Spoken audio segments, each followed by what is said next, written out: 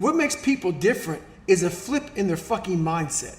All those things that happen to you in your life, all those bad things, all those things that you blame other people for, they're now yours to own. You gotta figure out a way to reprogram your mind to get outside the box. A lot of people will listen to this and they'll be motivated. They'll be fired up. They'll be so fired up it's not even funny. Motivation is just kindling. It starts a fire. But that kindling, once one raindrop hits that little kindling, it's burnt out. But it has to be something that's deep down inside. So motivation is like this. If you're married and your wife is okay and your bills are paid and the kids are good and the dog's good, if everything is good, you can find some motivation. Because why? Your life is happy.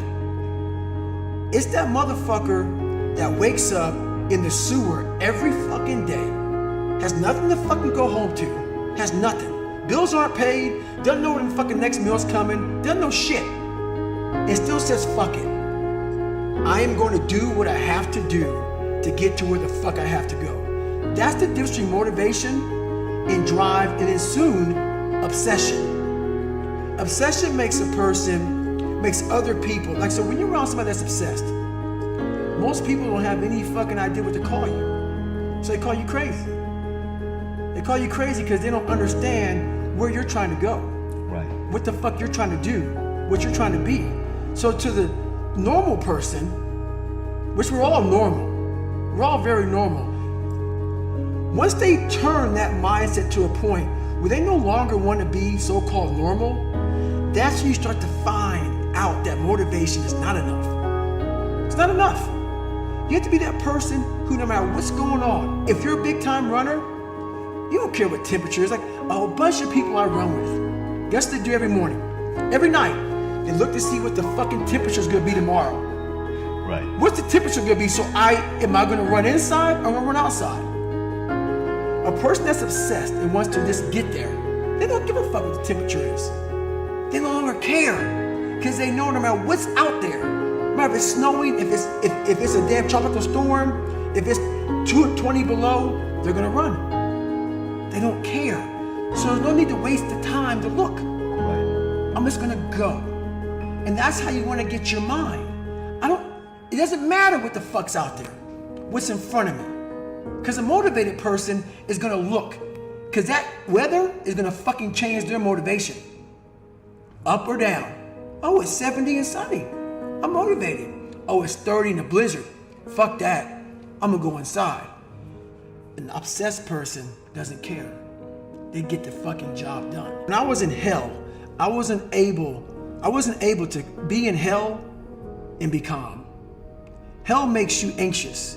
Hell makes you want to get out of it.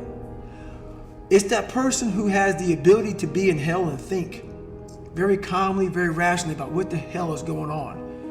What's the truth? What's the reality? Why is my dad this way? Why are these kids calling me nigger? Why? You have to be able to piece people apart. Take it down, dissect it, and see what's going on. So back then, I didn't have those skills. I had no skills. All I saw was a whole bunch of kids like me, but I no longer saw that. All I saw was the spray painting on my car, me being called nigger. That's all I saw. My lens was this big. It was very small fucking lens, where now my lens is huge. I see everybody for who they are and what they are. So that's the one thing that changed in me, was my reality. We always paint a fucked up reality that's not even true. It's reality what we think is true because our lives aren't what we want it to be. I realized that God wasn't gonna give me a get out of jail free card. And from the time I was born into the time I was 19 years old, my life had these hurdles. I constantly hit obstacles. Obstacle after obstacle after obstacle. And I had to figure out how to manage suffering, how to deal with it, because it'd be part of my life forever. At least that's what I thought. So in order to deal with it, I had to be able to conquer it and overcome it and deal with it and know that in this suffering, there has to be some kind of growth. With every obstacle, I look at it as friction now. Without friction, there is no growth. You have to have friction in your life to grow. So I started looking at all these different things versus the woe is me mentality. Like, oh my God, look at my life. My life's so fucked up.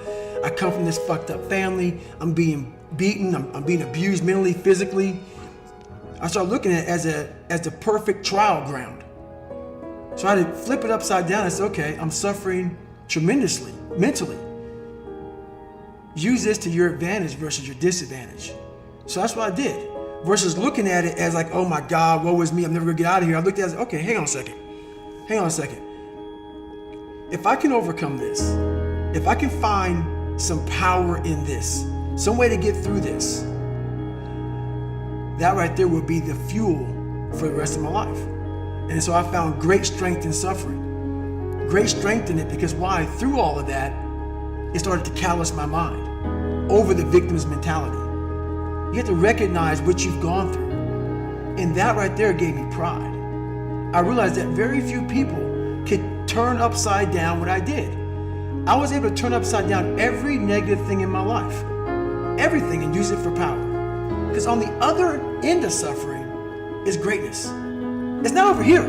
So a whole bunch of us, we put ourselves in this great box. And in that box, there's no suffering in it. So what we do is we shelter ourselves from greatness. So for me, for instance, I was 300 damn pounds at one time in my life. Sprayed for cockroaches, made $1,000 a month. I was living in that box. I would sometimes look over the box and I saw hell, suffering, storms, avalanches, tornadoes. I don't want to go over there, but I knew if I can get through that shit mentally, on the other side was a 185-pound person who's a Navy SEAL, went through Ranger School. Only person to do this, only person to do that, only person to do this. But that's through all of that shit. All that shit I have to go through. So you peek over the box and you go back in and say, oh, I'm okay being 300 pounds, making $1,000 a month. I'm okay over here. Because that hurdle is suffering. It's suffering. And when you're willing to go past suffering and see that suffering is one of the best ways you can grow, that you can overcome, because you can suffer for the long term. You can suffer slowly, or you can go through pain and then experience what's on the other side. Now the other side is where you really start your journey. People think they start their journey because they're born. No, there's a lot of people in graves who have lived 100 years and have never started their real journey.